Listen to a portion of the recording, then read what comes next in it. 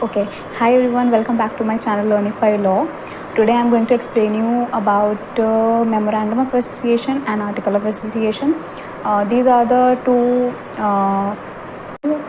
important topics under Companies Act 2013. So let's begin. तो सबसे पहले तो जानते हैं कि MOA क्या होता है.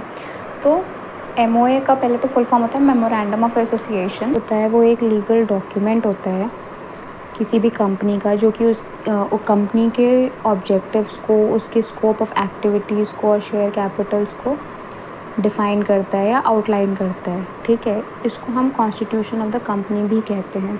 अब कॉन्स्टिट्यूशन ऑफ द कंपनी कहते हैं तो मतलब कुछ इम्पॉर्टेंट होगा वाकई, तभी कॉन्स्टिट्यूशन कहा जा रहा है कंपनी का. क्यों कहा जा रहा है? जस्ट बिकॉज क्योंकि उस कंपनी के सारे जितने भी ऑब्जेक्टिव्स हैं कि क्या पर्पज़ है उस कंपनी का फॉर्म होने का, क्या क्या उसकी एक्टिविटीज़ रहेंगी जब वो फॉर्म हो जाएंगी, तो वो किस चीज़ में डील करेगी, उसके शेयर कैपिटल्स कितने होंगे, ये सब जो है हमारा एक MOA मेमोरेंडम ऑफ एसोसिएशन में लिखा जाता है. देन आता है हमारा purpose of MOA. Purpose of MOA क्या होता है कि to enable the members of the company, its creditors and the public to know कि उनकी पावर्स क्या हैं. ठीक है, वो उनके मेंबर्स को बताता है किसी भी कंपनी के कि उनकी जो पावर्स क्या है उस कंपनी के अंदर. ठीक है, so section 4 of the companies act 2013 deals with the MOA and इसमें ये बताता है कि MOA के अंदर क्या क्या लिखा होना चाहिए. ठीक है, कौन कौन से क्लॉजेज हैं जो कि लिखे होने चाहिए. तो सबसे पहला है हमारा नेम क्लॉज. अब नेम क्लॉज में क्या आता है कि जो भी कंपनी का नाम है आप रखने वाले हो, एक तो पहली बात वो यूनिक होना चाहिए जो कि ट्रेडमार्क सर्च में हमें मिल सकता है. That is another topic. अगर आपको ट्रेडमार्क के बारे में जानना हो quick information, you can go to my channel and check out the video on trademark. हाँ, ठीक है, तो जो नेम है वो यूनिक होना ही चाहिए और वो किसी भी मतलब और कंपनी के एग्जिस्टिंग कंपनी का के नाम से रिजेंबल नहीं करना चाहिए. ये इंपॉर्टेंट पॉइंट है. ठीक है, अभी जो भी आप नाम रखते हो वो उस नेम क्लॉज में जाएगा. एंड देन अगर आपकी पब्लिक कंपनी है तो आप लिमिटेड लिखोगे और अगर प्राइवेट कंपनी है तो प्राइवेट लिमिटेड लिखाएगा. फिर आता है हमारा सेकंड रजिस्टर्ड ऑफिस क्लॉज. तो जो भी MOA है वो हम उसमें स्पेसिफाई करना होता है कि जो कंपनी का रजिस्टर्ड ऑफिस है वो किस स्टेट में सिचुएटेड रहेगा, वो हमें मेंशन करना होता है रजिस्टर्ड ऑफिस क्लॉज में.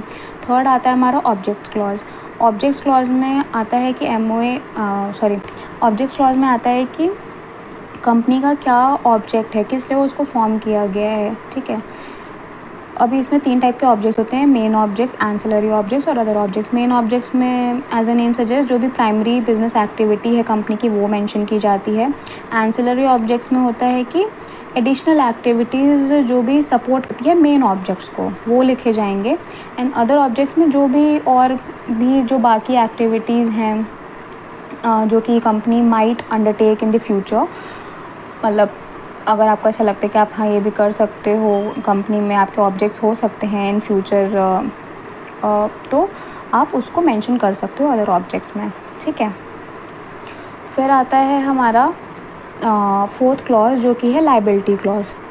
लाइबिलिटी क्लॉज में एज अ नेम सजेस्ट अगेन जो भी मेंबर्स की लाइबिलिटी हैं, चाहे वो लिमिटेड लाइबिलिटी बाई शेयर्स हो या गारंटी हो, जो भी है वो मेंशन करना होता है उसमें. फिर आता है कैपिटल क्लॉज. एक स्पेसिफिक अमाउंट है, जो भी अमाउंट ऑफ कैपिटल जिससे कंपनी रजिस्टर की गई है वो स्पेसिफाई करना होता है और उस कैपिटल का डिवीज़न कैसे कैसे होगा शेयर्स में, कैपिटल को कैसे कैसे डिवाइड किया जाएगा शेयर्स में, वो भी मेंशन करना होता है. फिर आता है हमारा सब्सक्राइबर्स क्लॉज जो कि जो कि लिस्ट करता है कि original subscribers to the it list the original subscribers to the company shares and their intentions to form the company. क्या इंटेंशंस हैं उनकी कंपनी फॉर्म करने की, वो सब मेंशन करना होता है. ठीक है, so this was about the clauses that needs to be compulsorily written. अब फटाफट से समझते हैं कि आर्टिकल ऑफ एसोसिएशन क्या होता है. तो section 5 of the companies act में ये डिफ़ाइन किया गया है एओए को।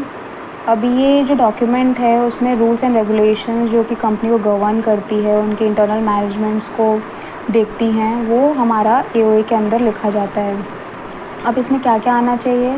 कंटेंट ऑफ आर्टिकल्स आने चाहिए जिसमें कि रूल्स एंड रेगुलेशंस जो भी मैनेजमेंट को, कंपनी के मैनेजमेंट को गवर्न कर रही हैं, वो लिखे होने चाहिए।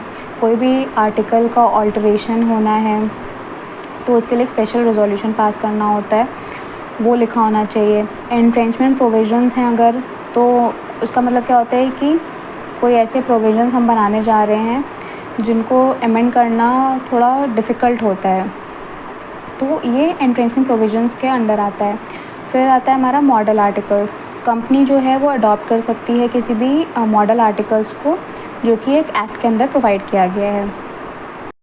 कुछ की एलिमेंट्स होते हैं एओए के अंदर, जैसे कि rules regarding the issue and transfer of shares, rights of different class of share holders, या कंपनी के कोई भी इंटरनल मैनेजमेंट के लिए गाइडलाइंस निकालना for holding meetings, powers, duties of the directors, ये सब आता है, ठीक है। फिर आता है कैसे कैसे डिस्ट्रीब्यूशन ऑफ प्रॉफिट्स रहेगा, या बोरिंग पावर्स क्या होंगी, फिर voting rights of the share holders क्या होंगी, वाइंडिंग अप का प्रोसेस क्या होगा, लाइबिलिटी ऑफ मेंबर्स क्या रहेंगे, ये आता है, ठीक है। ये हमारे की एलिमेंट्स हैं आर्टिकल ऑफ एसोसिएशन के। आप पढ़ोगे तो आपको बहुत ही ईजिली समझ आ जाएगा and you can also note it down, ठीक है। ये था हमारा एमओए और एओए। होप आपको ये समझ आ गया होगा। And if you like the video please do subscribe to my channel Learnify law. Also hit the like button and share it with your friends if they don't have idea or they want to understand MOA and AOA. Thank you, मिलते हैं next video में। Bye bye, keep